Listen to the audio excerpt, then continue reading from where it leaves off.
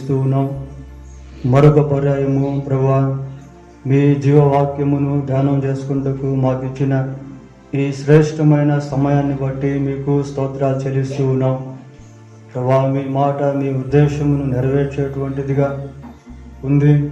ప్రభువా మా జీవితాల్లో మీ ఉద్దేశములు నెరవేరినట్లు మీ మాటను మేము లక్ష్యముంచేవారముగాను, మీ మాటను అనుసరించి ప్రభువా నాయన మీ ఉద్దేశాలు మా ఉద్దేశాలుగా మారి మిమ్మును పోలి ప్రభువా మీ యొక్క మార్గంలో నడుస్తూ లోకానికి మిమ్మును చాటించేవారముగా ఉండుటకు సహాయము చేయండి. ప్రభువా మరొకసారి మీ వాక్యము ద్వారా మాతో మాట్లాడి మమ్మను బలపరచుమని వినబోచున్న ఈ వర్తమానం మా జీవితంలో ఒక నూతన ఉద్యోగాన్ని తీసుకొచ్చినట్లుగా సహాయము చేయమని మా రక్షకుడైన యేసుక్రీస్తు పరిశుద్ధమైన నామంలో ప్రార్థన చేస్తున్నాము తండ్రి. ఆమేన్.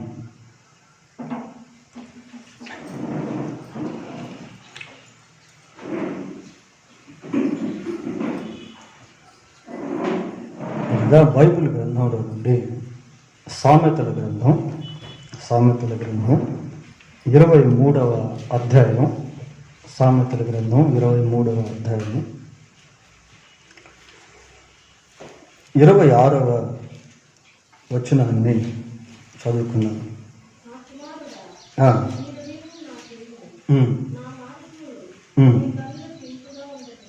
చాలు. నా కుమారుడా, నీ హృదయమును నాకు ఇమ్ము, నా మార్గములు నీ కన్నులకు ఇంపుగా ఉండనిమ్ము. మరి సొలొమోను ఈ సామెతల గ్రంథాన్ని రాశాడు. ఇలా పలుమార్లు ఈ గ్రంథంలో సొలొమోను ఒక తండ్రిగా ఒక కుమారుణ్ణి పిలుస్తున్నట్టుగా ఆ సందర్భాలు, వాక్యాలు మనము చూస్తాం.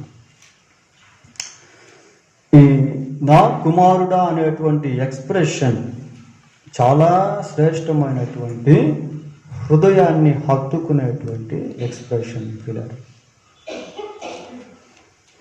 ఒక సందర్భంలో అబ్రహాము తన కుమారుడైనటువంటి ఇస్సాకును మోరియా పర్వతం దగ్గరికి తీసుకుని వెళ్తూ ఉన్నప్పుడు అక్కడ ఇస్సాకు అబ్రహామును చూసి నా తండ్రి అని అంటాడు.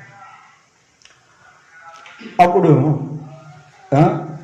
ఇస్సాకు అబ్రహాముతో నా తండ్రి అని అన్నప్పుడు అబ్రహాం అంటాడు, ఏమి నా కుమారుడా అంటాడు. నా కుమారుడా అని అంటాడు.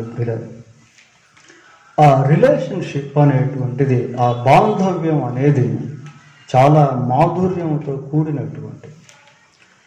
ఒక కుమారుడు తండ్రిని నా తండ్రి అని పిలిచే ఆ సందర్భం, తండ్రి తన కుమారుణ్ణి నా కుమారుడా అని పిలిచేటువంటి ఆ బాంధవ్యం ఎంతో మాధుర్యమైనటువంటిదిగా ఉంటుంది. పిల్లలు, సరే, మనం దేవుని గురించి ఆలోచన చేసినప్పుడు దేవుడు కూడా మనుషులను నా కుమారుడా, నా కుమార్తె అని పిలవాలని ఇష్టపడతాడు ప్రియులారా.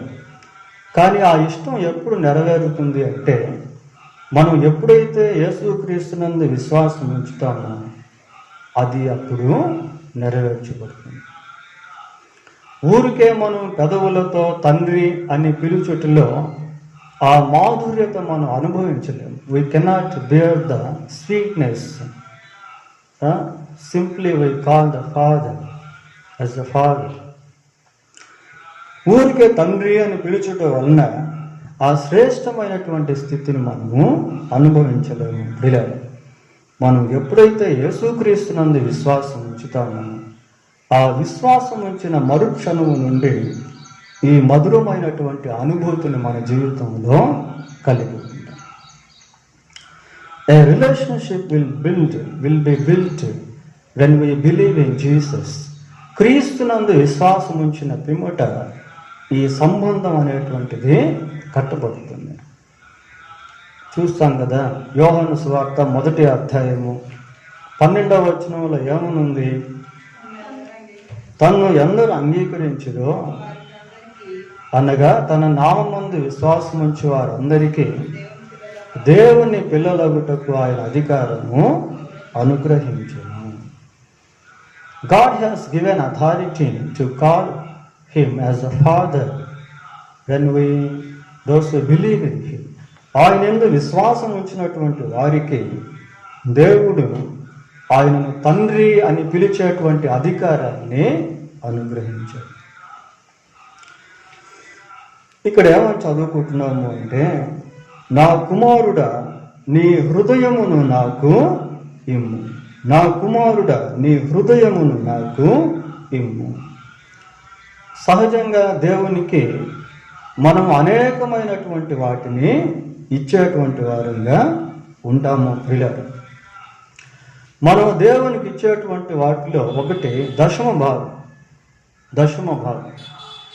దేవుడు మనకు ఒక 1000 రూపాయలు ఇచ్చారనుకోండి, 100 రూపాయలు మనం దేవునికి ఇస్తాం. దేవుడు మనకు 10,000 ఇస్తే 1000 రూపాయలు దేవునికి మనము ఇస్తాం. It is our privilege to give God. దేవునికి ఇచ్చుట అనేది అది గొప్ప భాగ్యము ప్రియులారా. It is a great blessing for us to give God.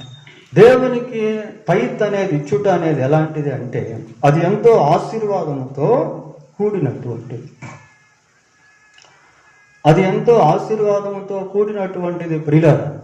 దేవునికి ఇచ్చుటలో God will return it us. దేవుడు మళ్ళీ దాన్ని తిరిగి మనకు ఇస్తాడు.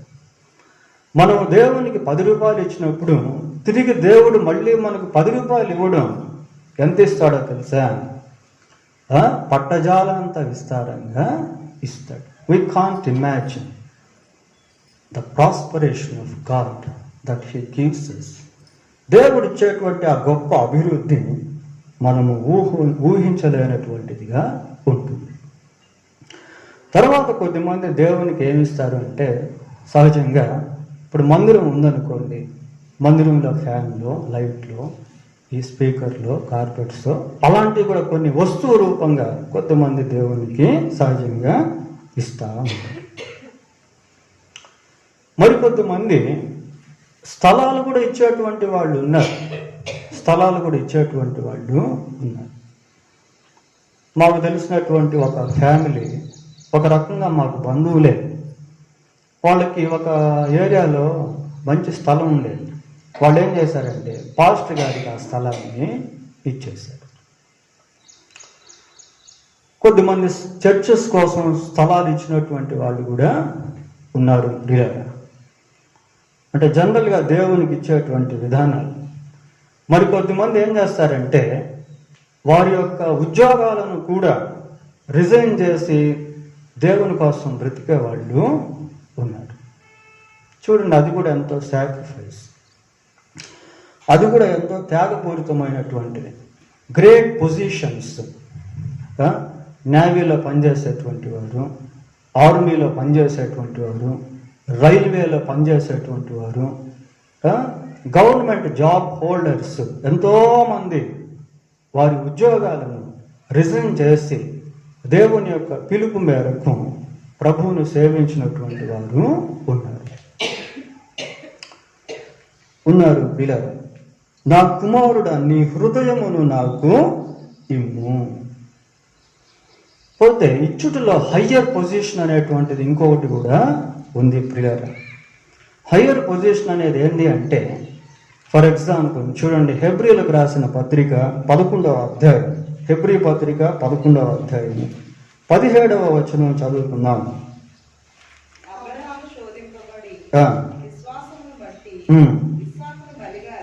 చాలు. ఇక్కడ అబ్రహాము తన కుమారుడైనటువంటి ఇస్సాకును దేవునికి అర్పించినట్టుగా మనం చూస్తాము. This is a higher state. ఇది ఒక ఉన్నతమైన స్థితి. వస్తువులు ఇవ్వడము, డబ్బులు ఇవ్వడము, స్థలాలు ఇవ్వడము అనేది ఒక రకమైనటువంటి సాక్రిఫైసే. అయితే కుమారుని ఇవ్వడం అనేటువంటిది అది అంత చాలా గొప్ప విషయం ప్రియులారా. అలాంటిది అబ్రహాం ఏం చేశాడు అంటే తన కుమారుణ్ణి ఇచ్చుటకు వెనుక తీయలేదు. ఇస్తారా తల్లిదండ్రులు పిల్లలను దేవునికి సేవ కొరకు, దేవుని పరిచర్య కొరకు?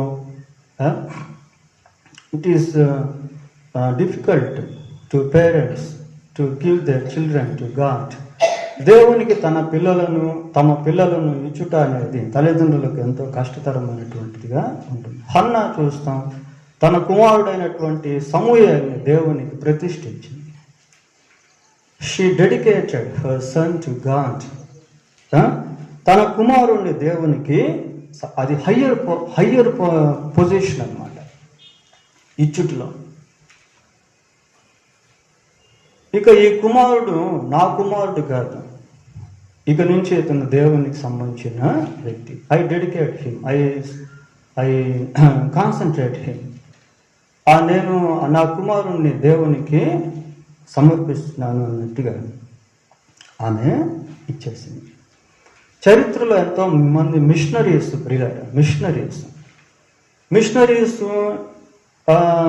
ఫర్ ఎగ్జాంపుల్ జాన్ వెస్లీ యొక్క తల్లి సూజన్ ఏం చేసిందంటే తన కుమారుని దేవునికి ప్రతిష్ఠించింది. హడ్సన్ టేలర్ చైనా దేశానికి మిషనరీగా వెళ్ళిన వ్యక్తి, అతన్ని వాళ్ళ నాన్నగారు దేవునికి ప్రతిష్ఠించాడు. So they could do God's ministry. కాబట్టి వాళ్ళు దేవుని యొక్క పరిచర్య చేయగలిగారు. ఇది హయ్యర్ స్టేట్ అంటారు. జనరల్ స్టేట్లో దేవునికి ఇచ్చేటువంటి వాటిని గురించి మనం చూసాం.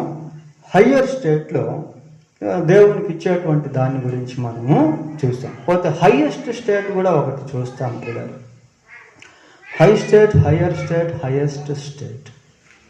ఇది ఇంకా ఉన్నతమైనటువంటి స్థితి. ఏంటి అంటే ఒక వ్యక్తి తనకు తానే దేవునికి ఇచ్చేసుకోవడం, ఒక వ్యక్తి తనకు తానే దేవునికి ఇచ్చివేయటం అనేది చాలా గొప్ప స్థితి ప్రియులారా. అలాంటి వాళ్ళు కూడా ఎంతోమంది అటు బైబిల్లోనూ ఇటు బయట కూడా ఉన్నారు. లూకాసు వార్త 2వ అధ్యాయం 37వ వచనాన్ని చదువుకుందాం పిల్లలు.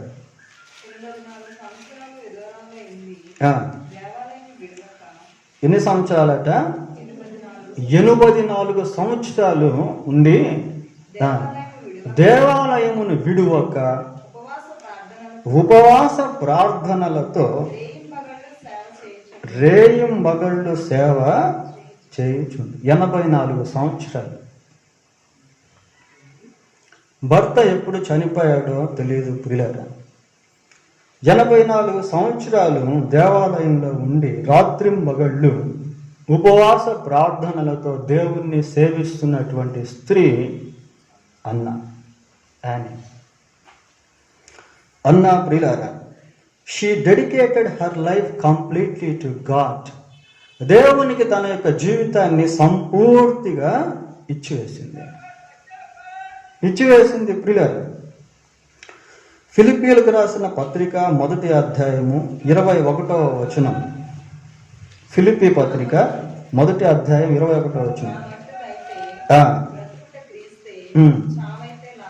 నా మటుకైతే బ్రతుకుట క్రీస్తే. పౌలుని గురించి మనం ఆలోచన చేసినప్పుడు పౌలు తన్ను తాను సంపూర్తిగా దేవునికి ఇచ్చేసేటువంటి వాడుగా మారిపోయాడు. తన ఫైనల్ స్టేట్మెంట్, చివరి ప్రకటన, అంటే తాను ఇంకా కొంత సమయంలో లేకపోతే కొద్ది రోజుల్లో మరణించబోతున్నాడు ప్రియులారా. ఆ మరణించిపోయేటువంటి సమయంలో పౌలు అంటాడు, నేను పానార్పణముగా పోయబడ్డాను. సంపూర్తిగా తన్ను తాను దేవునికి పౌలు సమర్పించుకున్నాడు. అంటాడు, యేసుక్రీస్తు నామము కొరకు శ్రమ అనుభవించడమే కాదు కానీ చనిపోవటకు కూడా నేను సిద్ధమే. ఎందుకంటే ఆ డెడికేషన్ లైఫ్ అలాంటిది, ఆ ప్రతిష్ఠిత జీవితం అనేటువంటిది అలాంటిది. ఆ దేవునికి ఇచ్చుకున్నటువంటి ఆ స్థితి అంత ఉన్నతమైనటువంటిది. ఇర్మియా గ్రంథం 1వ అధ్యాయం 4వ వచనం చూడండి. ఇర్మియా గ్రంథం 1వ అధ్యాయము 4వ వచనం. యెహోవా వాక్కు ఆ, నాకు ప్రత్యక్షమై ఇలాగ సెలవిచ్చెను. ఉమ్, గర్భంలో నేను నిన్ను రూపింపక మునిపే ఆ, నిన్నెరిగితిని. ఉమ్, నీవు గర్భం నుండి బయలుపడక మునిపే ఆ. నేను నిన్ను ప్రతిష్ఠించితిని. చాలు ప్రియులారా, ఇక్కడ ఇర్మియా యొక్క జీవితాన్ని గురించి మనం చూస్తాం.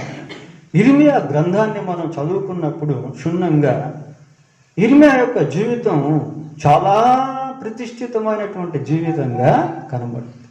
ప్రభు అంటాడు, ఇర్మియా నీకు ఈ ప్రాంతంలో పిల్లలు ఉండకూడదు అంటాడు. ఇర్మియా వివాహము చేసుకోలేదు అనేదానికి అదొక సూచన. ప్రియులారా, చూడండి ఎంత సమర్పణ జీవితం. ఇర్మియా ఒక గొప్ప ప్రవక్త.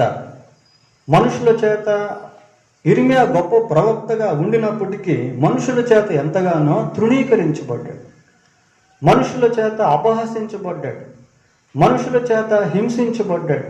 ఎందుకు అంటే తన జీవితం దేవునికి సంపూర్తిగా సమర్పించబడింది. ప్రియులారా, సమర్పించబడింది. కాబట్టి ఇర్మియా యొక్క జీవితం అంత అలాంటి కష్టముల గుండా, శ్రమల గుండా వెళ్ళాల్సి. In the same time God has exalted Jeremiah in many ways. అనేక విషయాల్లో దేవుడు ఇర్మియాను ఎంతగానో హెచ్చించాడు. ప్రియులారా,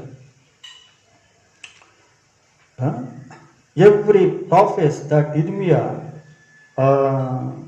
ఇర్మియా చెప్పిన ప్రతి ప్రవచనం సంపూర్తిగా నెరవేర్చబడి 70 సంవత్సరాల ప్రవచనం ఇర్మియా ద్వారా దేవుడు పలికించాడు. అది తూచా తప్పకుండా నెరవేర్చబడి. సరే, నా కుమారుడా నీ హృదయమును నాకు ఇమ్ము. ఈ ఇచ్చుట అనేటువంటిది అంతా కూడా ఎలాగుంది అంటే లాస్ట్ హైయెస్ట్ స్టేట్ ఏంటి అంటే వాళ్ళకు వాళ్ళే దేవునికి ఇచ్చేసుకున్నారు. ఏదో వస్తు రూపంలో లేక బిడ్డల రూపంలో అనేదే కాకుండా దే దెమ్సెల్వ్స్, హీ హిమ్సెల్ఫ్. పౌలుని గురించి మనం చూసినప్పుడు అతనే తన జీవితాన్ని దేవునికి ఇచ్చేశాడు. ప్రియారు, ఇంగ్లీష్లో మనం చక్కగా అనుకోవచ్చు ఏంటంటే దే దెమ్సెల్వ్స్, హీ హిమ్సెల్ఫ్ అని అంటాం. హీ హిమ్సెల్ఫ్ అంటే ఆ సెల్ఫ్ అనేటువంటి దాన్ని వాళ్ళు దేవునికి ఇచ్చేశారు. ప్రియారు, ఆ సెల్ఫ్ అనేటువంటి దాన్ని దేవునికి వాళ్ళు ఇచ్చేశారు.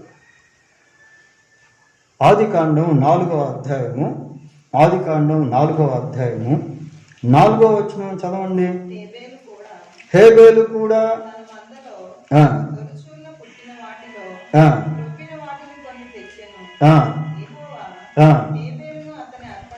యెహోవా హేబేలును అతని అర్పణను లక్ష్యపెట్టాడు. హేబేలును లక్ష్యపెట్టాడు, అతని అర్పణను లక్ష్యపెట్టాడు. ప్రియులారా, అర్పణ అర్పించక ముందే హేబేలు దేవునికి తాను అర్పించుకున్నాడు. అది అక్కడ మనం గమనించాల్సింది. మన జీవితం ఎప్పుడైతే దేవునికి డెడికేట్ చేయబడుతుందో నీవిచ్చేటువంటి కానుక కూడా యాక్సెప్టబుల్గా ఉంటుంది. లంచం తీసుకొని 10,000, 1,000 రూపాయలు దేవునికి ఇవ్వడం కాదు. God cannot accept that kind of offering. ఎక్కడో దొంగతనం చేసి తీసుకొచ్చి దేవునికి అర్పించుట అనేది God cannot accept that kind of offering. అలాంటిది దేవుడు అంగీకరించడు. ప్రియులారా, ఎందుకంటే God is the righteous God. దేవుడు నీతి కలిగినటువంటి వాడు. He doesn't need your offering. నీ యొక్క కానుక అలాంటి కానుకతో ఆయనకు పని లేదు. ప్రియులారా, ఇక్కడ హేబేలు ఎలాగున్నాడు అంటే తాను అర్పించినప్పుడు దేవుడు హేబేలును అతని అర్పణను లక్ష్యపెట్టాడు. అంటే హేబేలు యొక్క జీవితం దేవుడు అంగీకరించేటువంటి విధంగా ఉన్నింది కనుక హేబేలు అర్పించినటువంటి కానుకను కూడా దేవుడు అంగీకరించాడు. ప్రియులారా, ఆదికాండం 22వ అధ్యాయము 12వ వచనం చదువుకుందాం. ఆ చిన్నవాని మీద చెయ్యి వేయకుము,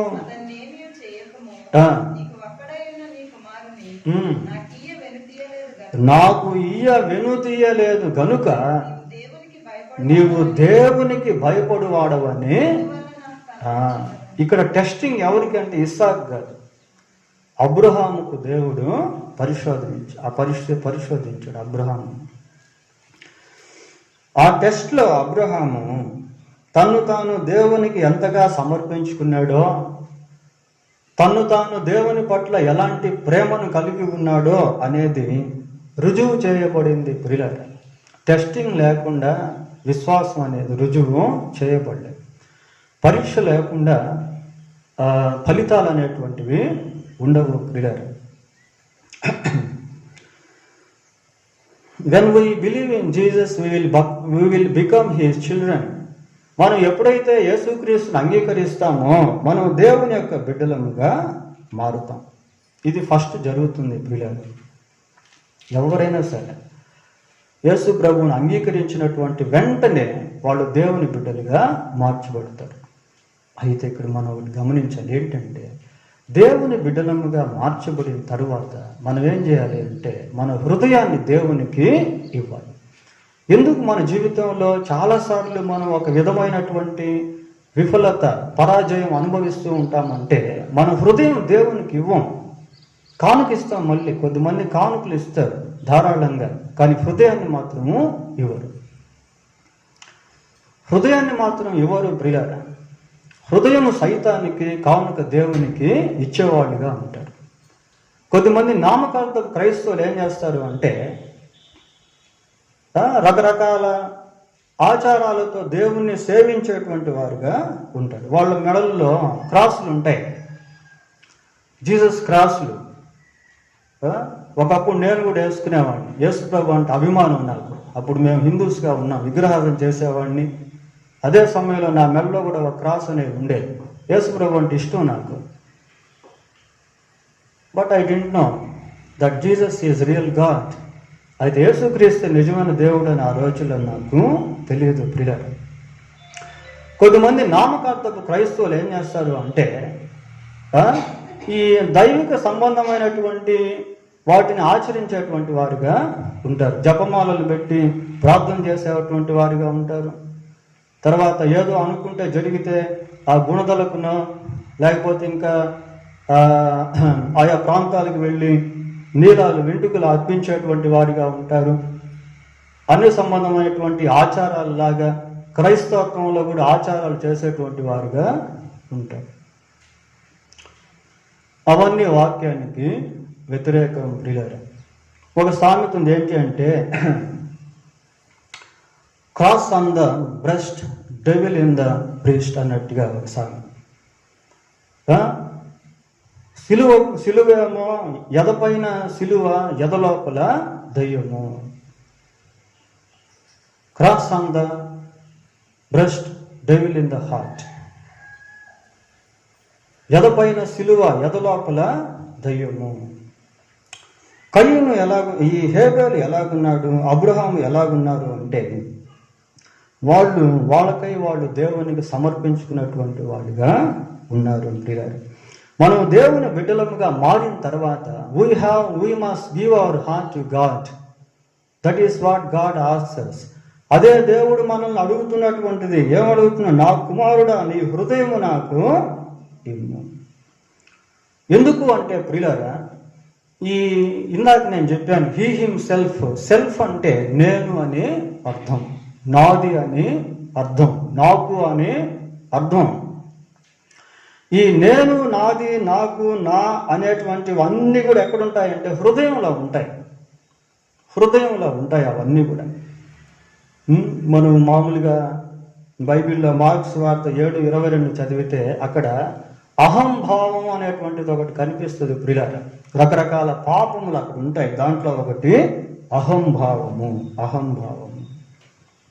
అహంభావం అంటే ఏంటి? అహం అంటే ఏమనుకుంటున్నారు? అహం అంటే నేను, అహం అంటే నాది, అహం అంటే నాకు, అహం అంటే నా.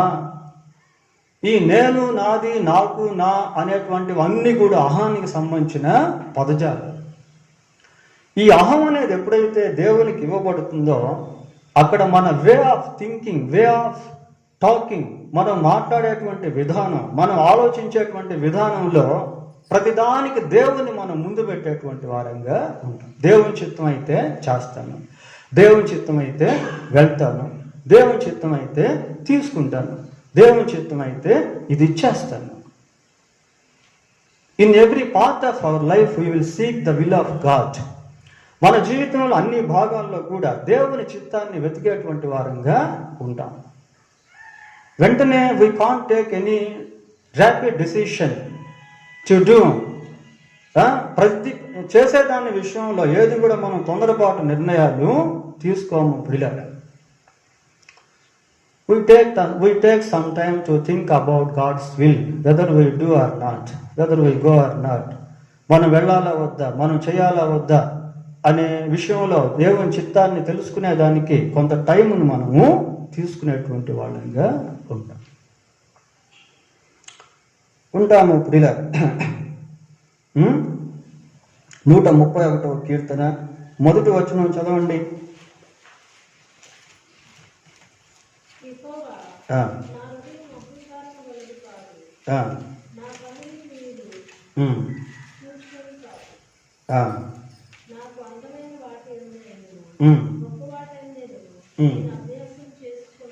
చాలు.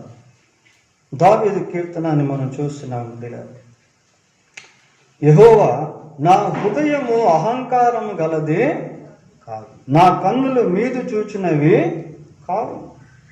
నా హృదయము అహంకారము గలది కాదు. నా హృదయంలో ఈ సెల్ఫ్ అనేది లేదు, ఈ అహంకారం, ఈ అహంభావం అనేటువంటివి లేవు. దావీదు యొక్క జీవితాన్ని మనం గమనించినప్పుడు దావీదు ఎప్పుడు కూడా దేవుని చిత్తాన్ని వెతికేవాడు. దేవుని చిత్తం, he always seek the will of God. దేవుని చిత్తాన్ని ఎప్పుడు దావీదు వెతుకుతా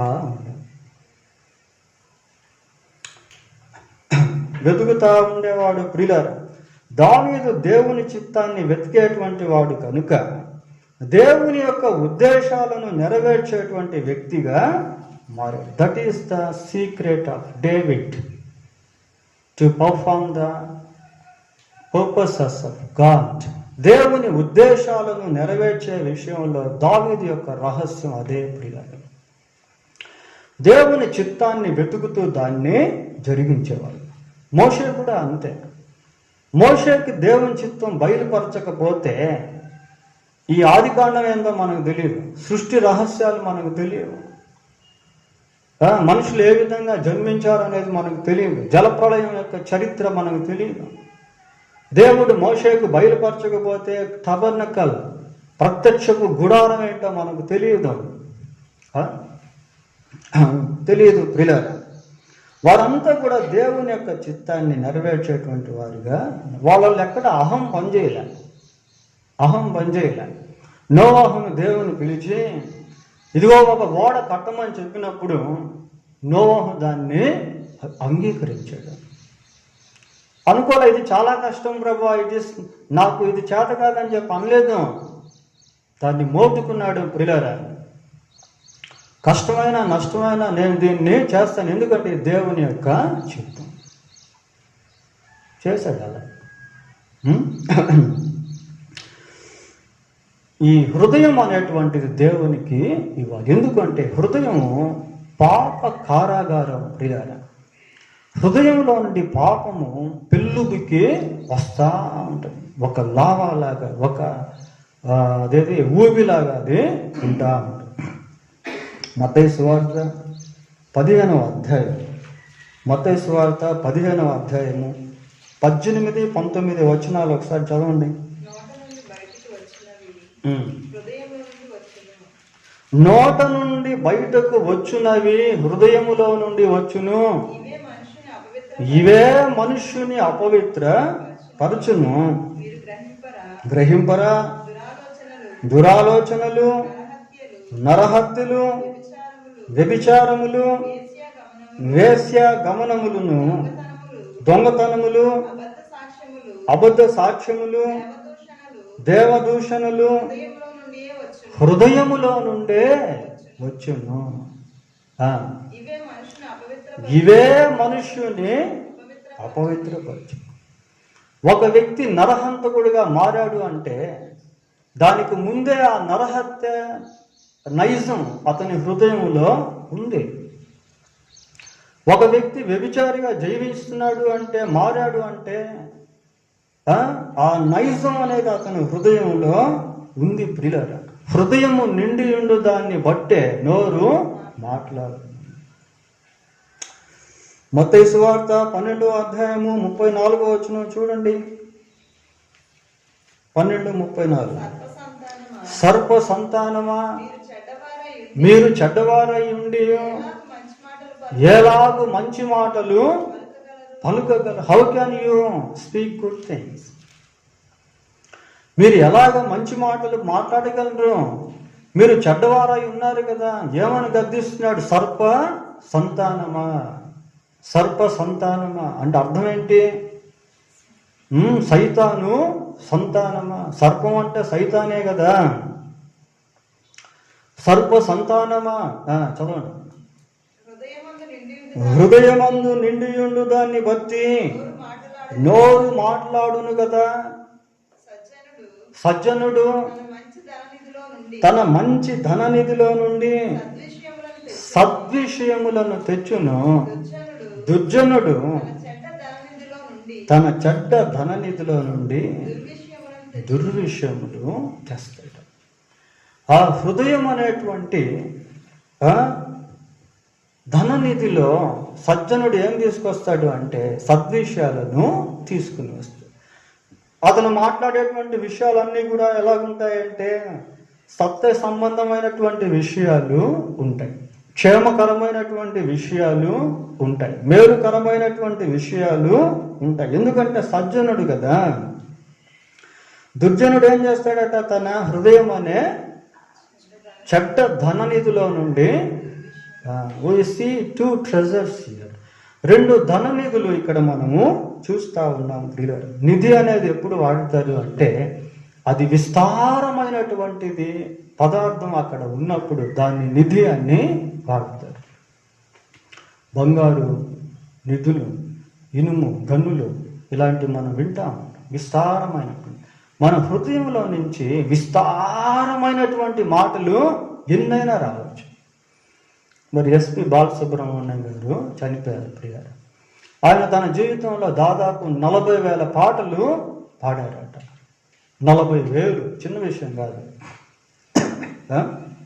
40,000 పాటలు పాడడం అంటే చిన్న విషయము కాదు ప్రియారు. మన హృదయంలో నుండి మాటలు, పాటలు ఎన్నైనా కూడా రావచ్చు.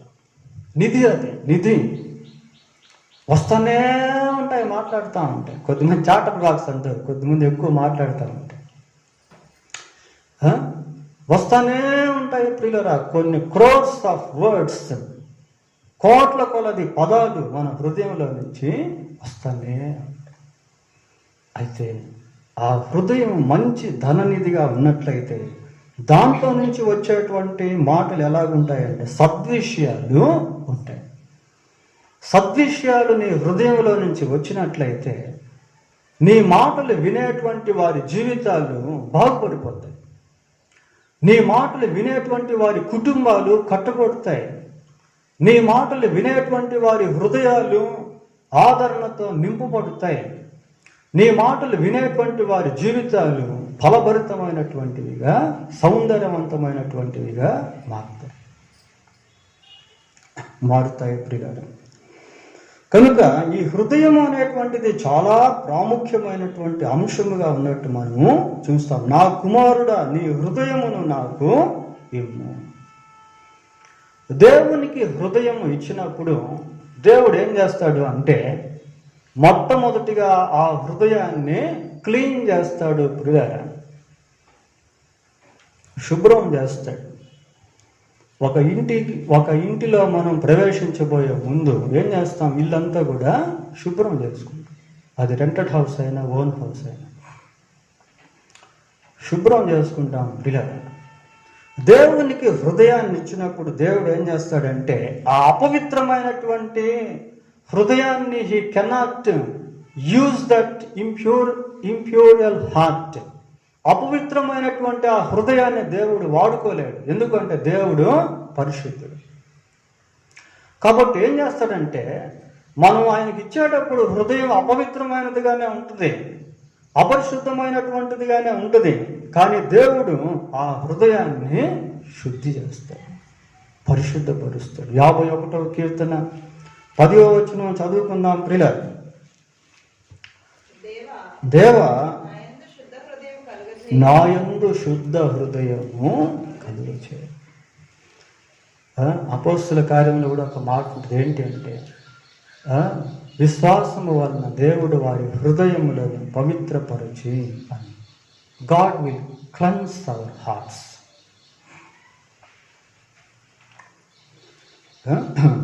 హృదయాన్ని దేవుడు ఏం చేస్తాడంటే శుద్ధీకరిస్తాడు ప్రియులారా. God will sanctify our heart. దేవుడు మన హృదయాన్ని పరిశుద్ధపరుస్తాడు. ఎప్పుడైతే హృదయం పరిశుద్ధం అయిపోతుందో అప్పటి నుండి ఆ హృదయంలో వచ్చేటువంటి ఆలోచనలు పరిశుద్ధంగా ఉంటాయి. అప్పటి నుండి ఆ హృదయంలో నుండి వచ్చేటువంటి మాటలు పరిశుద్ధంగా ఉంటాయి. అప్పటి నుండి ఆ హృదయంలో నుంచి వచ్చేటువంటి తలంపులు పరిశుద్ధంగా ఉంటాయి. ఎందుకంటే హృదయం నిండి ఉండే దాన్ని బట్టి నోరు. మనం మారు మనసు పొందాం, కారణం లేదు. కానీ ఎంతవరకు దేవునికి హృదయాన్ని ఇచ్చాం, దట్ ఈస్ ద క్వశ్చన్. మారు మనసు పొందినప్పటికీ హృదయాన్ని దేవునికి ఇవ్వకపోతే, మారు మనసు అయితే పొందావు, హృదయం అయితే సైతానులాగే ఇంకా పెట్టుకొని ఉన్నాం. సైతాను యొక్క సింహాసనముగా నీ హృదయం ఉన్నట్లయితే నీ జీవితాన్ని సైతాను పరిపాలిస్తూ ఉంటాడు. ఎప్పుడైతే మన హృదయాన్ని దేవునికి అర్పిస్తామో, దేవునికి సమర్పిస్తామో, దేవుని చేతిలో పెడతామో, దేవుడు ఏం చేస్తాడంటే దాన్ని పరిశుద్ధపరుస్తాడు. ఆ హృదయంలో దేవుని యొక్క జ్ఞానం నింపబడుతుంది. చూడండి, సామెతల గ్రంథం 23వ అధ్యాయము, సామెతల గ్రంథం 23వ అధ్యాయము 15వ వచనం.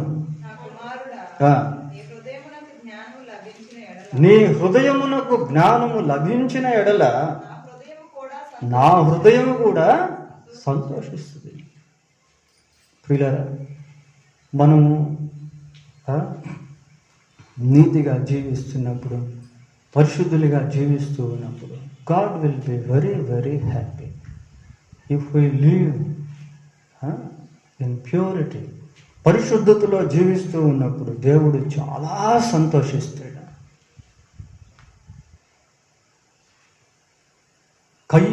హేబేలును అతని అర్పణను లక్ష్యపెట్టాడు.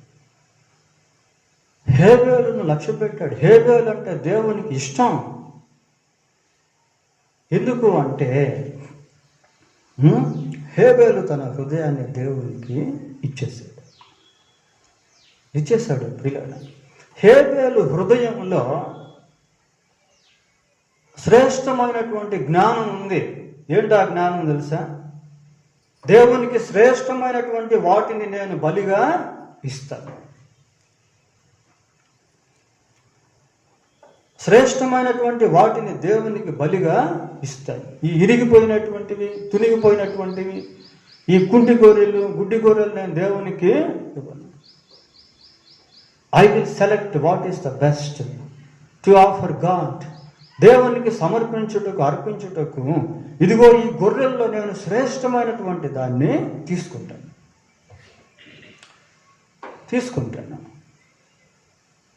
హృదయంలో దైవిక సంబంధమైనటువంటి జ్ఞానం అనేది కలుగుతుంది ప్రియులారా. ఆ జ్ఞానం కూడా ఎలాంటిది అంటే అది కూడా ఒక జీవపు ఊట.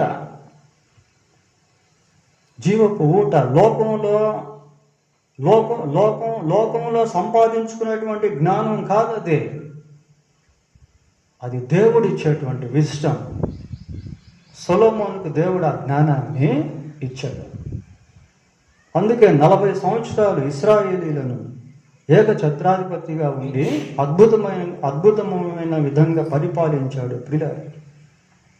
మోషేకు దేవుడు అలాంటి జ్ఞానాన్ని ఇచ్చాడు. అందుకే లక్షల కొలది ప్రజలకు ఒక నాయకుడిగా మారాడు. యెహోషువకు దేవుడు అలాంటి జ్ఞానాన్ని ఇచ్చాడు. అందుకే అనేక యుద్ధాల్లో విజయాన్ని సాధించాడు. పౌలుకు దేవుడు అలాంటి జ్ఞానాన్ని ఇచ్చాడు. అందుకే అనేక సంఘాలను కట్టాడు. We need to receive the wisdom of God, the knowledge of God in our heart of hearts. మన అంతరంగంలో దైవిక సంబంధమైనటువంటి జ్ఞానాన్ని పొందుకోవాలి ప్రియులారా. You are very unique person on this earth. మనలో ప్రతి ఒక్కరూ ఈ భూమి మీద ఒక ప్రత్యేకమైనటువంటి వ్యక్తి. నాలాగా మీరు లేరు, మీలాగా లేరు, ఒకరి బట్టి ఒకరిలాగా ఒకరు ఉండలేరు. Every one is the unique on this earth. ఈ భూమి మీద ప్రతి ఒక్కరు కూడా ఒక ప్రత్యేకమైనటువంటి వ్యక్తి ప్రియారు. ఈ హృదయాన్ని మనం దేవునికి ఎప్పుడైతే ఇస్తామో దేవుడు హృదయాన్ని పరిశుద్ధపరుస్తాడు. దేవుడు హృదయంలో తన జ్ఞానాన్ని నింపుతాడు. సామెతల గ్రంథం 4వ అధ్యాయం, సామెతల గ్రంథం 4వ అధ్యాయం 23వ వచనం చూడండి. నీ హృదయములో నుండి జీవధారలు బయలుదేరును. కాబట్టి అన్నిటికంటే ముఖ్యముగా నీ హృదయమును భద్రంగా కాపాడు. You have to protect your heart, otherwise Satan will steel. నీ హృదయాన్ని జాగ్రత్తగా కాపాడుకోనకపోతే సైతాను దాన్ని దొంగతనం చేసేస్తాడు. ఎందుకంటే అది ట్రెజర్, అది ఒక నిధి. అది మన దృష్టిలో దాని గురించిన విలువ మనకు తెలియదు, కానీ సైతానికి దాని విలువ తెలుసు. సాతాను ఎప్పుడైతే ఒక వ్యక్తి యొక్క హృదయాన్ని ఆక్యుపై చేసుకుంటాడో అతన్ని వాడుకోవడం ప్రారంభిస్తాడు. యూదా హృదయంలో సైతాను ఆలోచన పెట్టాడు, యూదాలోకి సైతానుడు వెళ్ళిపోయాడు, యూదాను వాడుకోవడం ప్రారంభించాడు. ప్రేమించిన ప్రభువుని అమ్మేసేటట్టు చేసేసాడు. చివరికి అప్పగించిన ప్రభువు మరణించక ముందే యూదా ఆత్మహత్య చేసుకొని చనిపోయాడు. నీ హృదయంలో నుండి జీవధారలు బయలు వెళ్తాయి. కాబట్టి అన్నిటికంటే ముఖ్యంగా ఆ జీవధారలు బయలుదేరి వెళ్ళేటువంటి హృదయాన్ని కాపాడుకొనుము.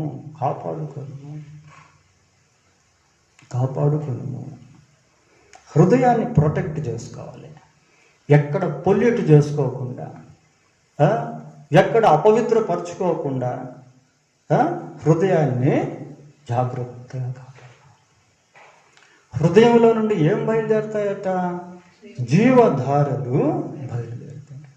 If your heart will be filled with the word of God, the word of God will go out of your heart. నీ హృదయము దేవుని వాక్యముతో నింపబడినప్పుడు ఆ హృదయములో నుండి వాక్యం బయలుదేరేటువంటిదిగా ఉంటుంది. దేవుని వాక్యం జీవధార లాంటిది ప్రియులారా. దేవుని వాక్యం సజీవమైనటువంటిదిగా ఉంది. దేవుని వాక్యంలో జీవం అనేటువంటిది దాగి. 119వ కీర్తన 11వ వచనం చూడండి. 119వ కీర్తన 11వ వచనం. నీ ఎదుట నేను పాపము చేయకుండానట్లు నా హృదయములో నీ వాక్యాన్ని ఎక్కడ ఉంచుకున్నట్ట? వాక్యాన్ని హృదయంలో వాక్యం ఉంది. హృదయంలో దేవుని జ్ఞానం ఉంది. హృదయంలో వాక్యం ఎప్పుడైతే ఉంటుందో ఆ వాక్యం నిన్ను ఫలభరితమైనటువంటి వ్యక్తిగా చేసేస్తుంది. ఆ వాక్యము నీవు దేవుని కోసం జీవించేటట్టు చేస్తుంది. ఆ వాక్యము నీవు అపవాదిని జయించేటట్టు చేస్తుంది. ఆ వాక్యం పాపము యొక్క వ్యత్యాసాన్ని నీవు గుర్తించేటట్టు చేస్తుంది. ప్రియులారా, రాబోయే రోజుల్లో పాపానికి పరిశుద్ధతకి తారతమ్యాలు తెలియనటువంటి రోజులు రాబోతుంది. ఒక ప్రభుత్వం పాపమును న్యాయయుక్తమైన చట్టముగా అమలు పరిస్తే మనుషులు కూడా అది న్యాయమే అనుకుంటారు. అర్థమవుతుంది? ప్రభుత్వం పాపాన్ని చట్టరీత్యా ప్రవేశపెట్టినప్పుడు మనుషులు దాన్ని యాక్సెప్ట్ చేస్తారు. ఎందుకంటే అది ప్రభుత్వం ప్రవేశపెట్టింది కనుక it is not a sin అని అనుకుంటారు. రాబోయే రోజుల్లో అట్లాంటి చట్టాలు వస్తాయండి. దేవుని వాక్యానికి వ్యతిరేకమైనటువంటి లాస్, నియమాలు అనేటువంటివి వస్తాయి. మనుషులు వాటిని ఏమనుకుంటారంటే ఇది మంచిదే అనుకుంటారు. ఎందుకంటే ఇట్ కమ్స్ ఫ్రమ్ గవర్నమెంట్, ఇది ప్రభుత్వం నుంచి వచ్చింది కాబట్టి ఇది మంచిదే అనుకుంటారు. దెన్ వీ కెనాట్ రికగ్నైజ్, మనకప్పుడు ఏది పాపమో ఏది పరిశుద్ధత అనేది తెలియదు. గే మ్యారేజెస్ వచ్చాయి కదా, పురుషులు వివాహం చేసుకోవడం. కొన్ని దేశాల్లో చట్టం తీసుకొచ్చారు. వాళ్ళ దృష్టిలో అది పాపం కాదు, ఎందుకంటే అది చట్టం అది. కానీ బైబిల్ దృష్టిలో అది పాపమే. స్త్రీలు వివాహం చేసుకోవడం కొన్ని దేశాల్లో చట్టాలు తీసుకొచ్చారు. అది చట్టం వల్ల వచ్చింది కాబట్టి వాళ్ళకి పాపం కాదు, కానీ బైబిల్ దృష్టిలో అది పాపమే. ఇలాంటివి ఎన్నో రాబోతూ ఉన్నాయి ప్రియులారా. If we don't know about the word of God, we cannot recognise what is sin. వాక్యం మనకు తెలియకపోయినట్లయితే పాపం ఏంటో కూడా మనకు తెలియదు. We cannot find out the schemes of devil if you don't know the word of God. దేవుని వాక్యం తెలియకపోయినట్లయితే సైతాన్ యొక్క తంత్రాలు కూడా మనం గుర్తించలేము ప్రియులారా. కీర్తనలు 1వ కీర్తన 2-3 వచనాలు. 1వ కీర్తన 2-3 వచనాలు. యెహోవా ధర్మశాస్త్రమును ఆనందించుచు దివారాత్రము దానిని ధ్యానించువాడు ధన్యుడు. అతడు నీటి కాలువల యొరను నాటబడినదై ఆకు వాడక తన కాలమందు ఫలమిచ్చు చెట్టు వలె అతడు చేయునదంతయు సఫలము. Meditating the law of God, the word of God, the word of the Lord. దేవుని వాక్యము ధ్యానించుట అనేటువంటిది ఏం చేస్తుంది అంటే ఫలభరితమైనటువంటి జీవితంలోనికి తీసుకుని వెళ్ళిపోతుంది. ఇది ఒక ప్రాసెస్ ప్రియులారా. హృదయం శుద్ధీకరించబడక దేవుని వాక్యాన్ని మనం ధ్యానించలేము. హృదయాన్ని మొదటిగా దేవునికి ఇవ్వాలి. మారు మనసు పొందాం మంచిదే, కానీ హృదయాన్ని ఇచ్చావా లేదా దేవునికి, అది ఇంపార్టెంట్. దేవుడు హృదయాన్ని తీసుకొని పరిశుద్ధపరుస్తాడు, తన జ్ఞానంతో నింపుతాడు, తన వాక్యంతో నింపుతాడు. అప్పుడు లైఫ్ ఎలా ఉంటుంది అంటే ఫ్రూట్ఫుల్ లైఫ్గా ఉంటుంది. పోయినసారి అంతకుముందుసారి మనం చూసాం, దశలోనికలో ఉన్న సంఘస్థులు ఫలభరితమైనటువంటి సంఘముగా కనబడ్డారు. సువార్తలో ఫలించారు, మాదిరిలో ఫలించారు, దేవుణ్ణి అనుసరించుటలో ఫలించారు, దేవుని వాక్యం రిసీవ్ చేసుకునే విషయంలో ఫలించారు. ఇన్ మెనీ వేస్, అనేక విషయాల్లో వాళ్ళు ఫలించారు. సరే, నా కుమారుడా నీ హృదయము నాకు ఇమ్ము, నా మార్గములు నీ కన్నులకు ఇంపుగా ఉండను. నా మార్గములు నీ కన్నులకు ఇంపుగా ఉండను, నీ కన్నులకు ఇంపుగా ఉండను. We think to see what our eyes like to see. ప్రియుల, మన కళ్ళు ఏదైతే ఇష్టపడతాయో దాన్ని మనం చూసేదానికి ఇష్టపడతాం, అంతే కదా. మన కంటికి ఏదైతే ఇంపుగా ఉంటుందో దాన్ని మనం చూసేదానికి ఇష్టపడతాం. ఉదాహరణకి గొంగళి పురుగు ఉందనుకోండి, అది ఎలాగుంటుంది మనం చూసేటప్పుడు, చాలా అగ్లీగా ఉంటుంది. మనం దాన్ని చూసేదానికి ఇష్టపడం, ఎందుకంటే మన కంటికి అది ఇంపుగా లేదు. అదే బటర్ఫ్లై చూడండి, సీతాకోకచిలుక చాలా సౌందర్యంగా ఉంటుంది. అది మనం చూసి దాని గురించి ఆలోచిస్తున్న సమయంలో వెంటనే అది కొన్నిసార్లు ఎగిరిపోతూ ఉంటుంది. మన కంటికి అది ఇంపుగా ఉంటుంది కాబట్టి దాన్ని మనం చూడాలని అనుకుంటాం. ప్రెట్టి డాగ్స్ అనేటువంటివి ఉంటాయి, పెంపుడు కుక్కలు. పెంపుడు కుక్కలు కొన్నిసార్లు ఏం చేస్తాయి, పడక మీద కూడా వచ్చి పడుకుంటాయి. మనం భోజనం చేస్తూ ఉంటే వచ్చి ప్లేట్లో కూడా అవి తింటూ ఉంటాయి. అవి ప్రెట్టి డాగ్స్. డర్టీ పిగ్స్ చూసారా? పందుల్ని ఎవరైనా పెంచుకొని ఇంట్లో పరుపుని మీద పెట్టుకోవడం చూసారా? ఎందుకు? అది చూసే దానికి అగ్లీగా ఉంటాయి. So we don't like them to cherish. వాటిని పెంచుకునేదానికి మనం అంత ఎక్కువగా అంటే మన కంటికి ఏదైతే ఇంపుగా ఉంటుందో దాన్ని మనం చూసేదానికి ఇష్టపడుతూ ఉంటాం పిల్లలు. మద్రాసులో బీచ్ అనేది ఒకటి ఉంది, సముద్ర తీర ప్రాంతం. గోల్డెన్ బీచ్, జూబ్లీ బీచ్ అని రెండు ఉన్నాయి. అక్కడికి వెళ్తే చాలా సౌందర్యంగా ఉంటాయి. నేను కాలేజీలో చదువుకునే రోజుల్లో అప్పుడప్పుడు అక్కడికి వెళ్ళేవాడు. అవి చూసినప్పుడు చాలా ఆహ్లాదకరంగా ఉంటాయి. ఆ సముద్రం అలలు, అక్కడ వీచే గాలులు, అక్కడ కనిపించే చేపలు. ఒకసారి మేము వెళ్తా ఉంటే దాదాపు ఇంత పెద్ద టార్టాయిస్, ఒక తాబేలు ఇంత పెద్దది ఉంటుంది, దాదాపు ఇంత పెద్దది, చచ్చిపోయి ఒడ్డుకు వచ్చేసి పెద్దది, చాలా పెద్దది. అట్లాంటి దృశ్యాలన్నీ కనబడుతూ ఉంటాయి. చాలామంది ఆ బీచ్కి వెళ్ళి చాలా సమయాన్ని గడుపుతూ ఉంటారు. అదే మద్రాసులో మనం ఆంధ్ర నుంచి మద్రాసుకి ఎంటర్ అయ్యేటువంటి సమయంలో ఒక బ్రిడ్జ్ వస్తుంది. ఆ బ్రిడ్జ్ ఏంటంటే బేసిన్ బ్రిడ్జ్ అనమాట. ఆ బ్రిడ్జ్ వచ్చిందంటే చాలు మనుషులంతా కూడా ఏం చేస్తారంటే ఇటు ముక్కు మూసేసుకుంటారు. చాలా దుర్వాసన అనేటువంటిది ఆ కాలువలో ఉంటుంది. పిల్లలు అది వస్తుంది అంటేనే సార్ మద్రాసు వచ్చేసినట్టే. బేసిన్ బ్రిడ్జి ఎప్పుడైతే ఎంటర్ అవుతుందో మనం చెన్నై పట్టణానికి వచ్చేస్తాం అన్నట్టు నిద్రపోయే వాళ్ళు లేచేస్తారు ఆ టైంలో. ఎందుకంటే ఆ ఘాట్ అట్లా ఉంటుంది, స్మెల్ అట్లా ఉంటుంది. అది పిల్లల మన కంటికి ఏదైతే ఇంపుగా ఉంటుందో దాన్ని మనం చూడాలని ఇష్టపడతాం. అయితే ఇక్కడ ఏమో చదువుకుంటున్నాం, నా మార్గములు నీ కన్నులకు ఇంపుగా ఉండని. దేవుని మార్గాలు మన కంటికి ఇంపుగా ఉండనేమో అని చూస్తా ఉన్నాం పిల్లలు.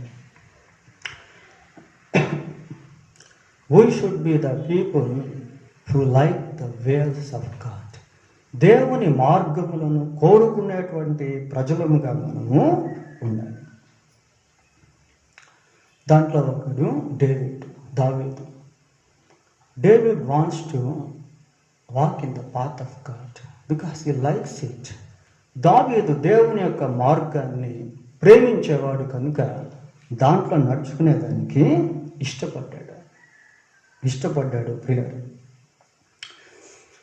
Enoch like to walk with God. హనోకు దేవునితోనే నడిచేదానికి ఇష్టపడ్డాడు. అంటే వాడు కోరుకున్నారు వాటిని. సేన దయ్యాలు బట్టే ఒక వ్యక్తికి ప్రభువు నుండి అతను విడుదల పొందాడు. He likes to be with Jesus. ప్రభువుతో ఉండేదానికి అతను కోరుకున్నాడు. పిల్లలు మనం దేన్నైతే కోరుకుంటామో దాన్ని పొందుకునేదానికి ఇష్టపడతాం.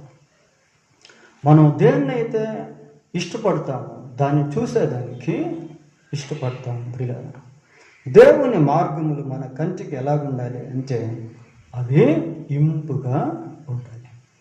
దావీదు మరి దైవిక సంబంధమైనటువంటి వాటిని తనకు ఇంపుగా చేసుకున్నాడు. 73వ కీర్తన 28వ వచనం చదువుకుందాం పిల్లలు.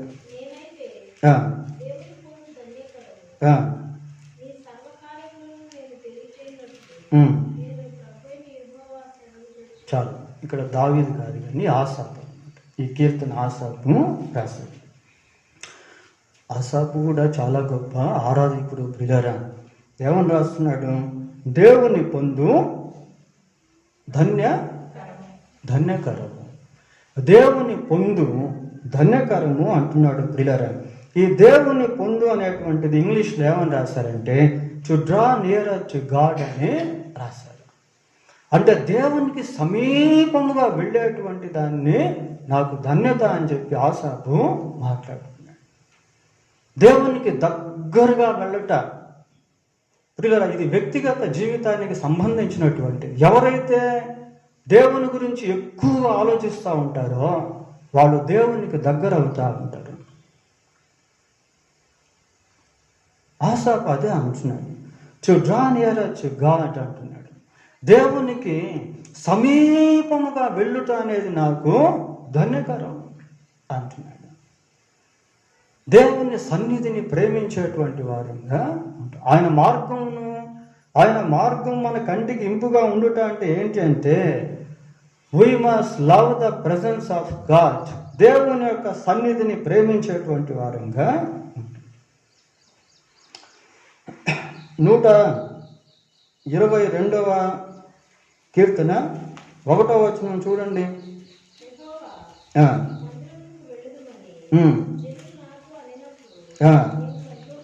నేను సంతోషించాను.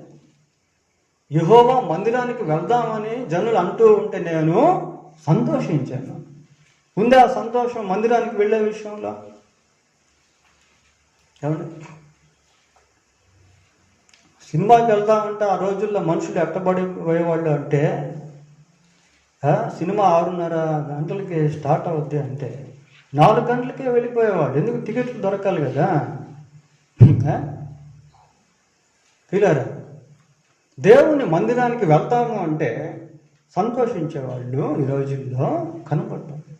మొన్న నేను ఒక మాట విన్నాను. అదేదో ఒక చర్చిలో విశ్వాసులు అందరూ కూడా ఎదురు చూస్తూ ఉన్నారు, ఎప్పుడెప్పుడు మందిరం తెరుస్తారా, ఈ లాక్డౌన్ ఎప్పుడైపోద్దా అనేసి. కానీ మందిరం తెరిచేదానికి వాళ్ళకి అవకాశం లేదు. మనకి దేవుని మందిరం తెరిచి మీటింగ్స్ పెడతా ఉంటే చాలామంది వచ్చేదానికి ఇష్టపడరు. స్టూర్ట్పురం అని ఒక ఏరియా ఉంది పిల్లలు. ఈ స్టూర్ట్పురంలో జనవరి మాసంలో రిట్రీట్ పెడతారు. ఒక 5 రోజులో 10 రోజులో రిట్రీట్ పెడతారు. ఆ రిట్రీట్కి ఎక్కడెక్కడి నుంచో వస్తారు జనాలు. ట్రైన్స్లో, బస్సెస్లో వస్తారు. అక్కడ ఫెసిలిటీస్ ఏమి ఉండవు, ఇళ్ళే ఉండవు. అంత తాటాకులతో వేసుకోవాలి కొట్టాలలాగా.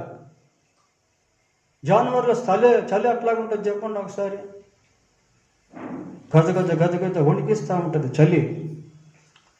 సరైన వసతులు ఉండవు, సరైన టాయిలెట్స్ ఉండవు, స్నానపు గదులు వంటివి ఏమీ ఉండవు, సరైన ఫుడ్ కూడా ఉండదు. We have to buy the food. అట్లాగా ఉన్నప్పటికీ కూడా 5 రోజులు 10 రోజులు ఆ చల్లోనే వణకుతా, సరిగా సౌకర్యాలు లేకపోయినప్పటికీ అడ్జస్ట్ అయిపోతూ వాక్యాన్ని వినేసి వెళ్తారు. నేను కూడా వెళ్ళాను ఎన్నోసార్లు. అంతంత డబ్బులు ఖర్చు పెట్టుకొని అంతంత దూరాలు ప్రయాణాలు చేసి సౌకర్యాలు సరిగా లేని స్థలాల్లో. ఎందుకు అంటే thirst for the word of God. దేవుని వాక్యం కొరకైన దాహం, హంగ్రీ, ఆకలి. నాతో పాటు ఒక సహోదరుడు వచ్చాడు ప్రియులారా. అప్పట్లో నా పక్కనే కూర్చొని రొప్పి ఏడుస్తా ఉన్నాడు. భార్య మారు మనసు పొందలే, సినిమాకి వెళ్దాం అంటుంది, ఏడుస్తా ఉన్నాడు భార్య కోసం. ఆ రిట్రీట్లో తర్వాత భార్య మారు మనసు, ఇప్పుడు ఇద్దరు కలిసి సేవ చేస్తారు. అట్లాగా దేవుని దగ్గర అద్భుతాలు పొందుకునేవాడు, మార్పును పొందుకునేవాడు. అంత డిసిప్లైన్, అంత భయం, అంత భీతి, అంత కాంక్ష దేవుని వాక్యం అంటే. ఈ రోజుల్లో అది లేదు. Today we have no such kind of hungry or thirsty for the word of God, because we don't know the value of God's word. దేవుని వాక్యం విలువ మనకు తెలియదు కాబట్టి ఈ రోజుల్లో ఆకలి దప్పిక అనేది లేదు. ఈవెన్ ఇన్ అవర్ చర్చ్, మన సంఘంలో కూడా we have no such kind of thirsty. అలాంటి దాహం మనకు లేదు. కీర్తన 42 42వ కీర్తన 1-2 వచనాలు చూడండి. దుప్పి నీటి వాగుల కొరకు ఆశపడినట్లు దేవా నీ కొరకు నా ప్రాణము ఆశపడతా. దుప్పికి నీళ్లు దొరికితే చాలు ప్రియులారా. దుప్పి నీటి వాగుల కొరకు ఆశపడినట్లు నీ కొరకు నా ప్రాణము ఆశపడతా. నా ప్రాణము దేవుని కొరకు తృష్ణ కొనుచున్నది. జీవము గల దేవుని కొరకు తృష్ణ కొనుచున్నది. దేవుని సన్నిధికి నేను ఎప్పుడెప్పుడు వస్తామా దేవుని సన్నిధి? ఎప్పుడెప్పుడు వెళ్దామా దేవుని సన్నిధికి? నేను ఒక దగ్గర బైబిల్ స్టడీ జరిపించాను ప్రియులారా. జరిపిస్తే అక్కడ అంతా గోల్డ్ స్మిత్ వాళ్ళు, బంగారు పనిచేసేటువంటి కంసాలు, అంత హిందువులు చాలా వరకు. బైబిల్ స్టడీలో దేవుడు అద్భుతంగా వాడుకుంటూ ఉంటే వాళ్ళు ఎప్పుడెప్పుడు గురువారం వస్తుందా అని చెప్పి కాసుకొని ఉండేవాళ్ళు. వాళ్ళు ఎట్లుంటాయంటే పనులు, అక్కడ ఒక ద్రావకం, ఇక్కడ ఒక గోల్డ్ సంబంధించింది, అక్కడ ఒక ఆ కెమికల్కి సంబంధించినటువంటి అన్నిటి చుట్టూ పెట్టేసుకుంటారు. వాళ్ళు పనిచేసే స్థలంలో ఉన్న పాటన లేచి వచ్చేస్తారు. బైబిల్ స్టడీ అంత దాహం, అంత ఆకలి వాళ్ళకి వాక్యం అంటే. ఒక గొప్ప ఉద్యమాన్ని ఆ రోజుల్లో మేము చూసాం బైబిల్ స్టడీలో. ఈ రోజుల్లో బైబిల్ స్టడీ పెడితే 5 మంది, 4 ప్రియులారా. It is very tragedy for us to think about it. Even though we have been given the word of God lot, దేవుని వాక్యం విస్తారంగా మనకి ఇవ్వబడుతూ ఉన్నప్పటికీ దీన్ని మనం తీసుకోకపోవటం అనేది చాలా విచారమైనటువంటి విషయం. ప్రియులారా. నేను ఎప్పుడు దేవుని సన్నిధికి పోగుతున్నా, ఆయన సన్నిధిలో నేను ఎప్పుడు కనపడేదనా? ఆయన సన్నిధికి వస్తే ఎవరు చూస్తున్నారట? దేవుడు చూస్తూ ఉన్నాడు ప్రియులారా.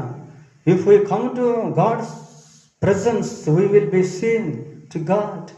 దేవుని సన్నిధికి వచ్చినప్పుడు దేవునికి మనం కనిపిస్తూ ఉంటాం.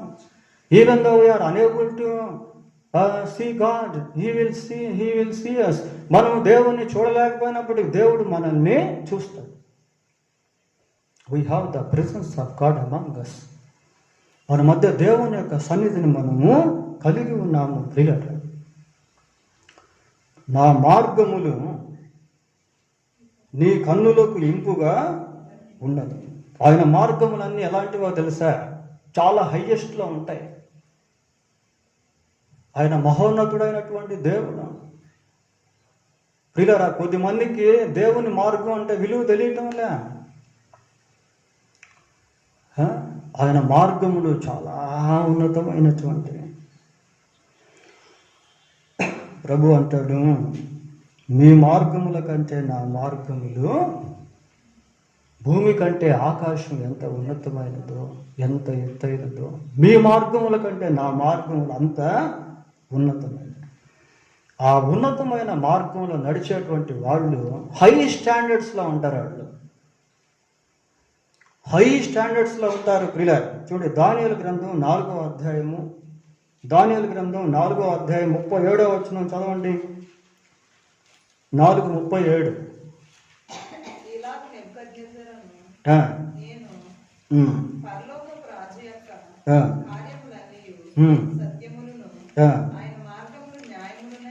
ఆయన మార్గములు ఎలాగున్నాయట?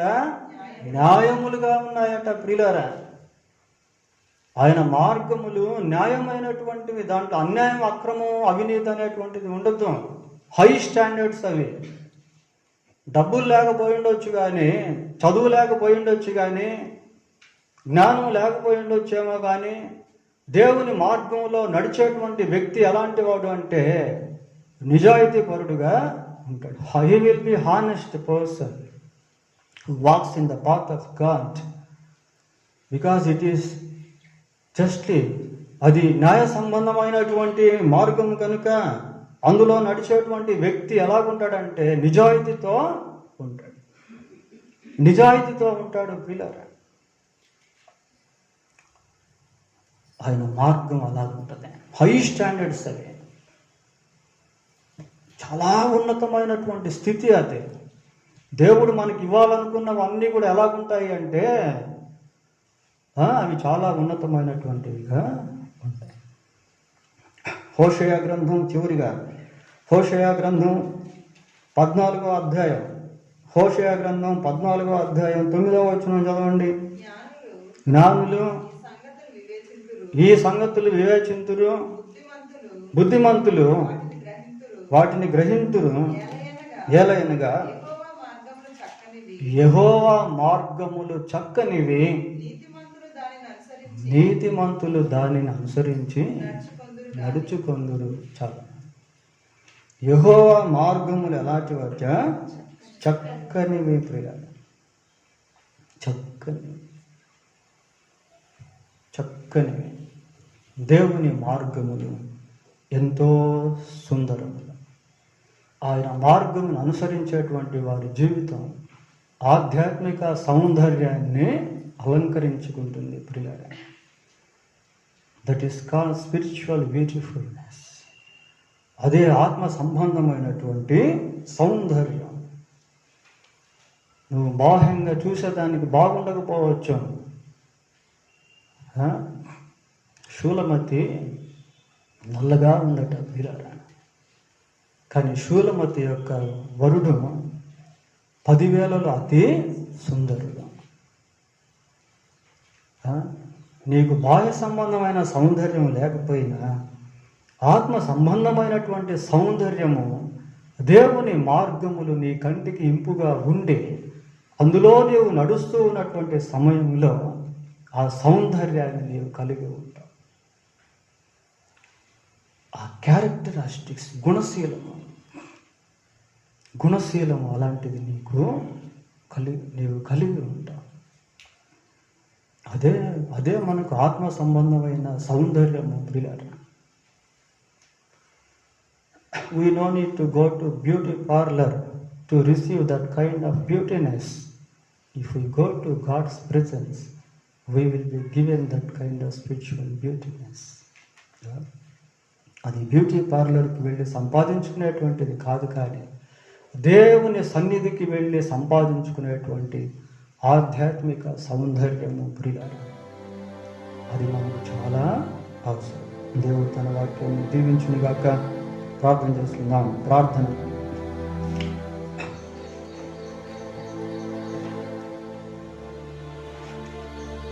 చేస్తున్నామండి.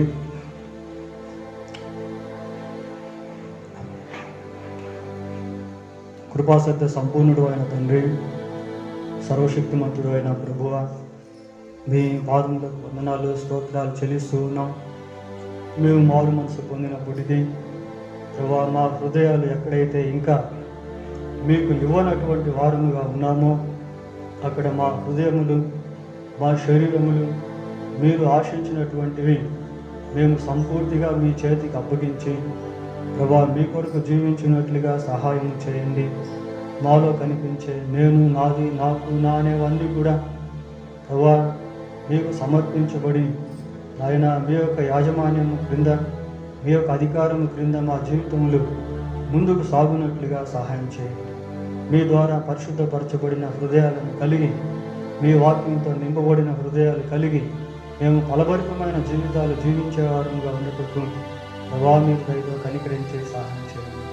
మీ మార్గములు మా కంటికి ఇంపుగా ఉండి ఆ మార్గములను మేము నడిచి మా జీవితాలు చక్కపరుచుకున్నటకు ప్రభా న్యాయముతోనూ, నీతితోనూ, భక్తితోనూ ప్రభువా మేము జీవించే వారంగా ఉన్నట్లు మీరే కనికరించి సహాయం చేయండి.